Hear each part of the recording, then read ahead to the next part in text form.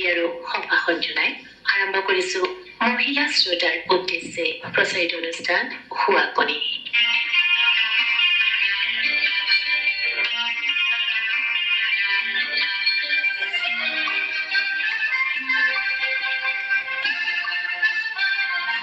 শ্ৰোতাসকল, আজিৰ হুৱাকণি অনুষ্ঠানত নিবেদন কৰিছো এখনি সংগীতালেখ্য দশভুজা মহিষ মৰ্দিনী। আলেখ্যখনিৰ ৰচনা আৰু পাঠ বনিতা শৰ্মাৰ। গীতাংশৰ আঁত ধৰিছে সুস্মিতা বৰুৱা বৰদলৈয়ে। অংশ লৈছে শিখামণি বৰদলৈ বৰুৱা, অজন্তা শৰ্মা, শীতলা বৰুৱা, সবিতা বৰকাকতি, ৰূপালী বৰদলৈ, ৰূপলেখা ভট্টাচাৰ্য, মন্দিৰা বৰদলৈ আৰু এঞ্জেলিকা শৰ্মাই।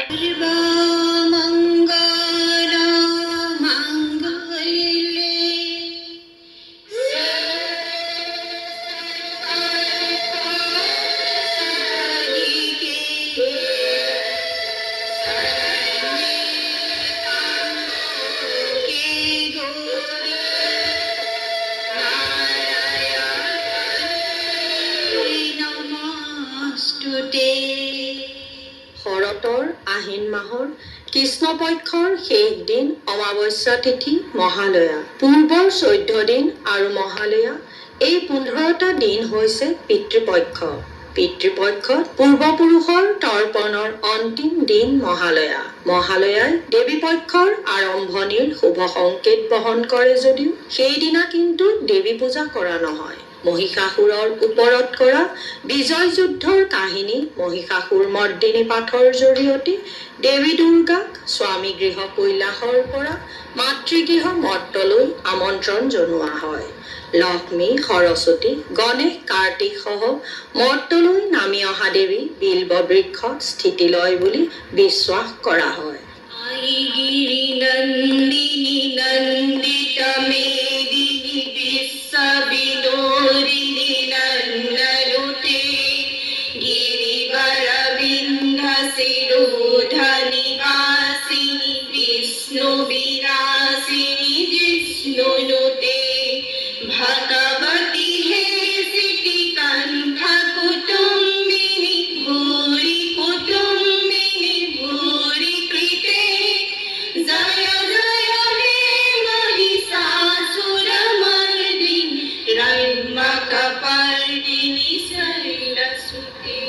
জ্যোতিষীয় গাণিতিক পদ্ধতিৰে মহালয়া আৰু দশমীৰ তিথি তথা বাৰৰ ওপৰত নিৰ্ভৰ কৰি দেৱীৰ আগমন গমনৰ বাহন নিৰ্ধাৰিত হয়। 2025 মহালয়া 21 ছেপ্টেম্বৰ দেওবাৰ দেৱীৰ আগমন ষষ্ঠীত আৰু দশমী 2 অক্টোবৰ বৃহস্পতিবাৰ গমন দোলাৰে। এই বাহনৰ ওপৰতেই নিৰ্ভৰ কৰি সামাজিক প্ৰাকৃতিক শুভ অশুভ ফল। গজেশ আগমনং লক্ষ্মী শুভ ফল, দোলাই গমনং বৃষ্টি অশুভ ফল। গজত আগমনৰ ফল শস্য শ্যামলা বসুন্ধৰা আৰু দোলাৰী গমনৰ ফল জলপ্লাৱন, ৰোগ ব্যাধি মাৰি মৰক।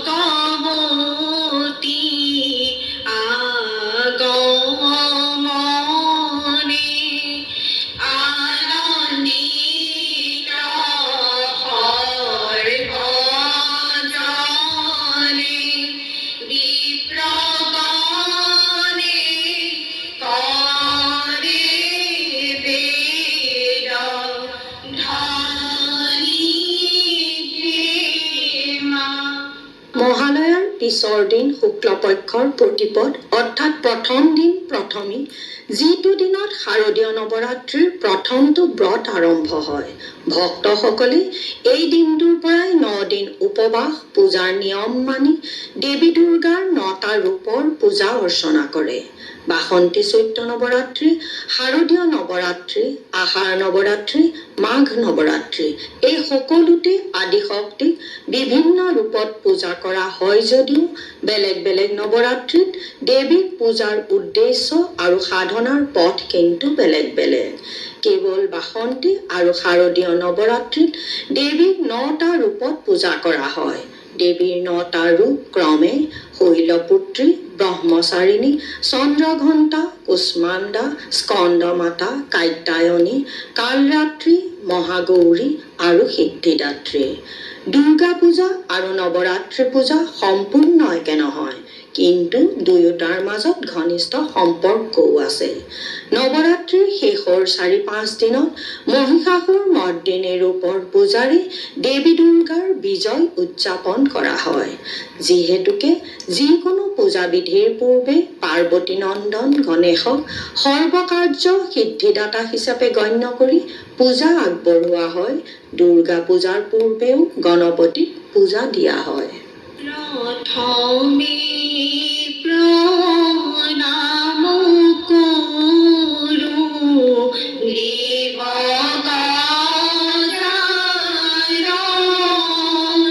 সৰ্ববিঘ্ন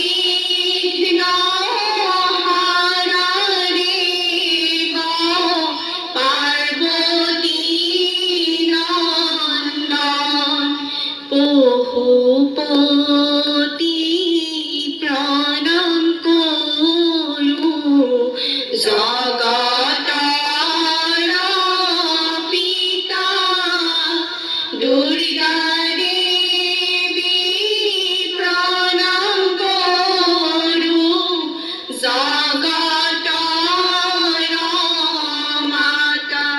মহালয়াৰ পৰা বেলগছত স্থিতি লোৱা দেৱীৰ অনুমতি লৈ যোৰা বেল, বেলপাত সংগ্ৰহ কৰাৰ উদ্দেশ্যে পঞ্চমীৰ দিনা বেলগছক পূজা আগবঢ়াই বেলবৰণ অনুষ্ঠিত কৰা হয় আৰু সংগ্ৰহ কৰা পাত ফল দশমীলৈকে পূজাত ব্যৱহাৰ কৰা হয়। বেলবৰণ সাধাৰণতে পঞ্চমীত কৰা হয় যদিও কোনোৱে ষষ্ঠীৰ দিনা পুৱাও এই আচাৰ সম্পন্ন কৰে।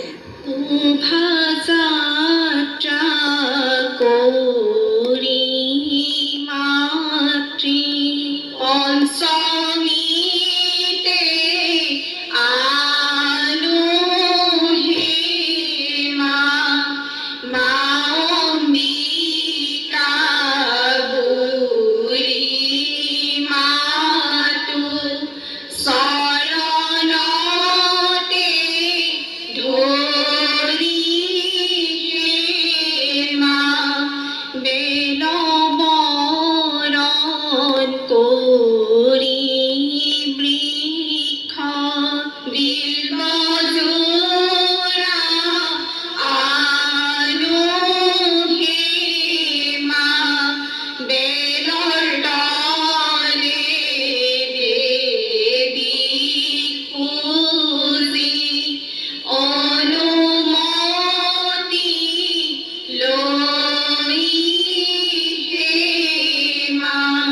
মহালয়াৰ দিনা কৈলাশৰ পৰা মৰ্তলৈ নমাই অনা দেৱীক পূজাৰ বাবে আনুষ্ঠানিকভাৱে স্থাপন কৰা হয় ষষ্ঠীত পুৱা কল্পাৰম্ভৰে। ঘট স্থাপন কৰি পূজা সুচাৰুৰূপে কৰাৰ প্ৰতিশ্ৰুতি প্ৰদানৰে সংকল্প গ্ৰহণ কৰি দুৰ্গা পূজাৰ আনুষ্ঠানিক আৰম্ভণি কৰা হয়। ষষ্ঠীৰ সন্ধ্যা বোধনৰ সময়ত বেলবৰণত সংগৃহীত যোৰা বেলফল বোধন ঘটত দেৱীৰ অস্তিত্বৰ বাহক দেৱীৰ প্ৰতীক ৰূপে ব্যৱহাৰ কৰা হয়। যোৰা বেল দেৱীক সজাগ কৰাৰ মূল উপাদান। বোধন ঘট দেৱীয় শক্তিৰে পবিত্ৰ কৰাৰ বাবে পুষ্প, দুৰ্বা আৰু মন্ত্ৰৰে অধিবাস কৰি দেৱীক বাস কৰিবলৈ আমন্ত্ৰণ জনোৱা হয়। এই যোৰা বেলফল পূজা শেষ হোৱা পৰ্যন্ত বিসৰ্জনলৈকে বোধন ঘটতে থাকে। বোধন কৰিয়া দেৱী কৰে অধিদান, আমন্ত্ৰণ কৰে দেৱী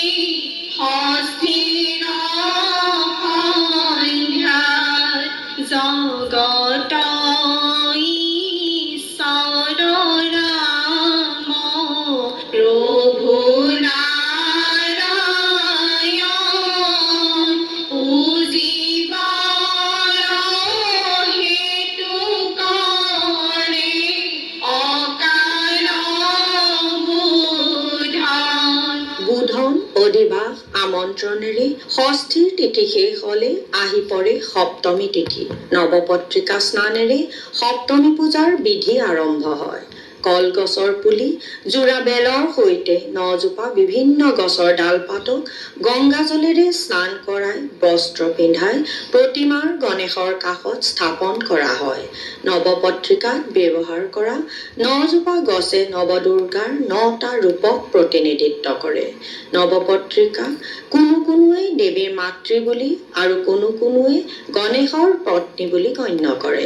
নৱপত্ৰিকা স্থাপনৰ পাছতেই সপ্তমীৰ মূল পূজা আৰম্ভ হয়। দেৱীলৈ পুষ্পাঞ্জলিও প্ৰদান কৰা হয়।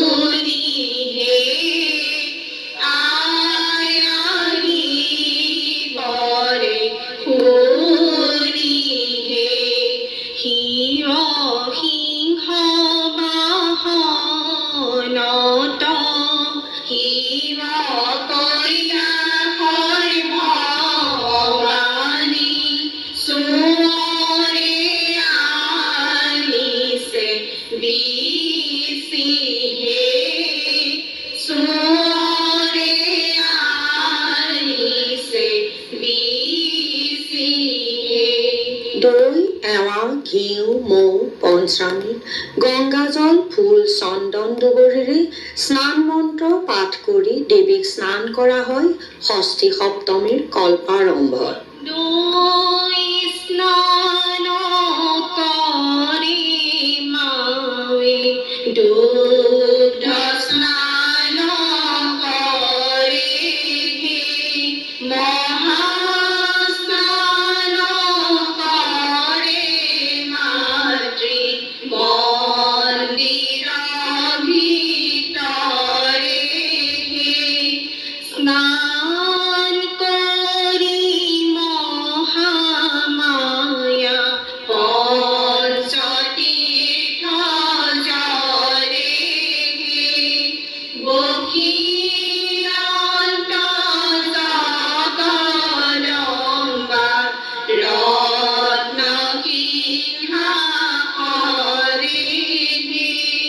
সপ্তমীৰ পাছত অৰ্ধৰাত্ৰি পূজাৰে আৰম্ভ হয় অষ্টমী তিথি। দেৱীৰ গুপ্ত শক্তিক জাগ্ৰত কৰাৰ উদ্দেশ্যে সপ্তমীৰ মাজৰাতি সম্পন্ন কৰা হয় এই পূজা। যদিও সপ্তমীৰ ৰাতি কৰা হয় অৰ্ধৰাত্ৰি পূজা, অষ্টমী তিথিৰ অন্তৰ্ভুক্ত ই অষ্টমী তিথিৰ আৰম্ভণি পূজা।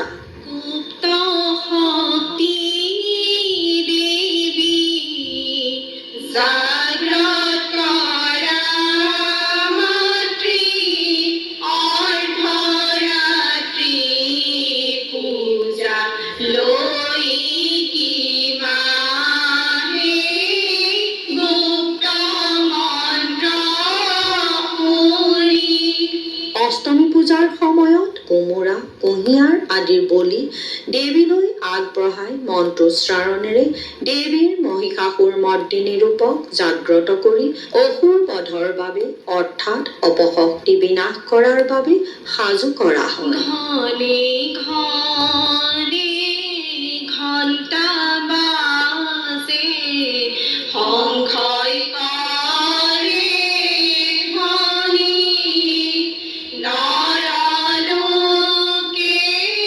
বলি দিছে জয় দুৰ্গা বুলি মন্ত্ৰহীন তন্ত্ৰহীন বুদ্ধিহীন আমি বলি ব্ৰাহ্মণ পৰমাত্ৰী নমো অন্তৰ্যামী চণ্ডী ৰূপে চণ্ডিকাই চেতন কৰিছে উচৰ্গিছে জয় দুৰ্গা বুলি হে তন্ত্ৰহীন মন্ত্ৰহীন আমি বুদ্ধিহীন গ্ৰহণ ৰামাত্ৰী বলি হে।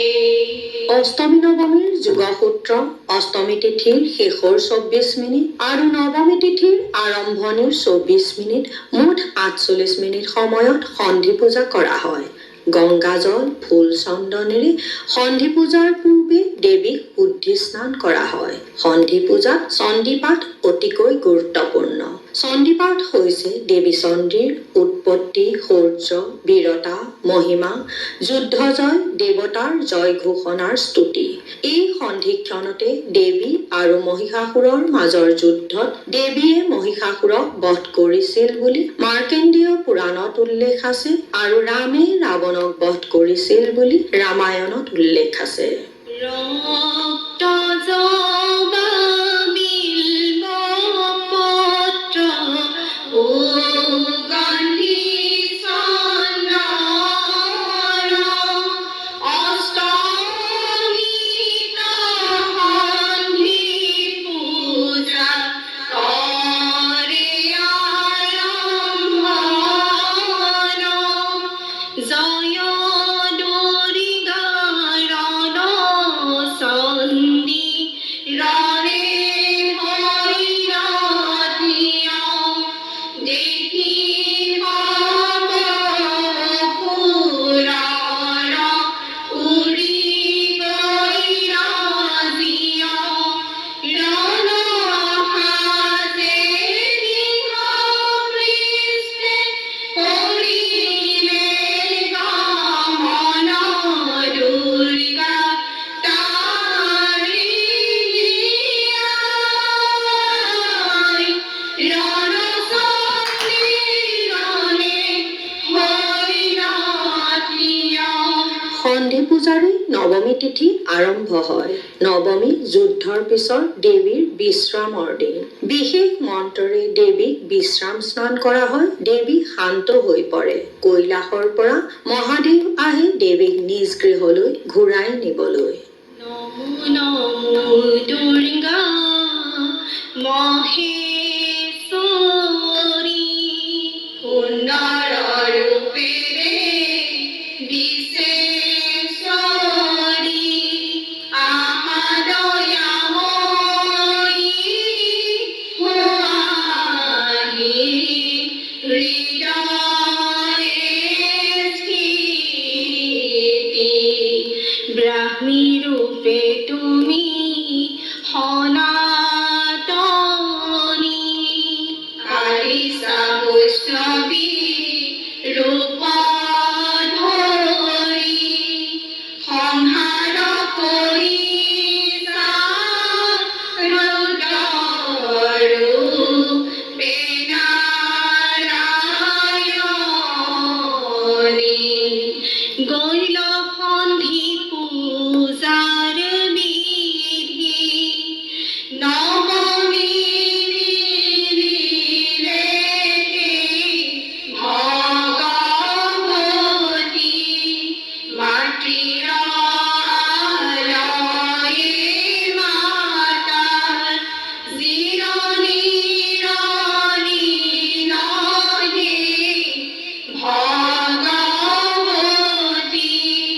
নৱমীৰ দিনা ঋতুমতী নোহোৱা কুমাৰী ছোৱালী দেৱীৰ ৰূপে পূজা আগবঢ়োৱা হয়। কুমাৰী কালতে পঞ্চম বছৰতে হিয় পূজাৰম হীৰাহে গোসানী হিয় পূজাৰম হীৰা লক্ষ্মী সৰস্বতী দুৰ্গা নাৰায়ণী কৈলাসে কৰিছা বাসহে গোসানী কৈলাসে কৰিছা বাস।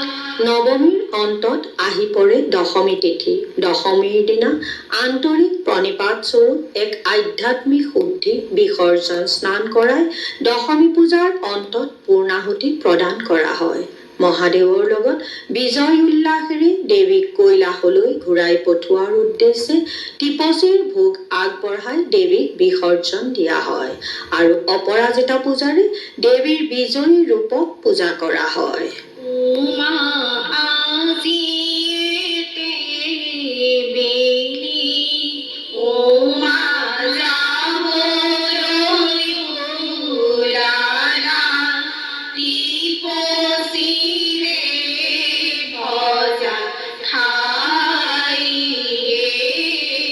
টিপচীৰে ভজা খাই উমা জয় উল্লাসেৰে উমা দুলাৰে ওলালা অপৰাজিতা পূজা লৈ অপৰাজিতা পূজাৰ পাছতেই দৰ্পণ বিসৰ্জন মন্ত্ৰৰে দেৱীক এটা বছৰলৈ বিসৰ্জন দিয়া হয়। তং গস্য গচ্ছেতি চ বচম্যহং পুনঃ প্ৰতিমাং তিষ্ঠ তমিহাদ্য দেৱী তাৰাকৃতিং পশ্যতি য়ঃ প্ৰতিষ্ঠাং স পশ্যতু তাং স সদা সুতুস্তাং। অৰ্থাৎ দেৱী তুমি নিজ স্থানলৈ গমন কৰা, কিন্তু তোমাৰ প্ৰতিমা আৰু তোমাৰ মহিমা তুমি মৰ্তত ৰাখি থৈ যোৱা। দৰ্পণ বিসৰ্জনৰ পাছত ভক্তগণে দেৱীৰ ভোগ নিৰ্মালি গ্ৰহণ কৰে আৰু দেৱী বন্দনাৰে শোভাযাত্ৰা কৰি দেৱীৰ প্ৰতিমা নি নদীত উটুৱাই দিয়াৰ লগে লগে এটা বছৰলৈ দুৰ্গা পূজাৰ অন্ত পৰে। জয় জয় ভগৱতী ভৱানীশ্বৰী একান্ত ভাৱেৰে ভাবো জন্মে জন্মান্তৰে তোমাৰ ডাকিলে জয় জয় ভগৱতী ভৱানীশ্বৰী। দশভূজা মহিষমৰ্দিনী। শ্ৰোতাসকলে আলেখ্যখনি শুনিলে। আলেখ্যখনিৰ ৰচনা আৰু পাঠ আছিল প্ৰণীতা শৰ্মা। গীতাসাৰ আঁত ধৰিলে সুস্মিতা বৰুৱা বৰদলৈয়ে। অংশ ল'লে শিখামণি বৰদলৈ বৰুৱা, অজন্তা শৰ্মা।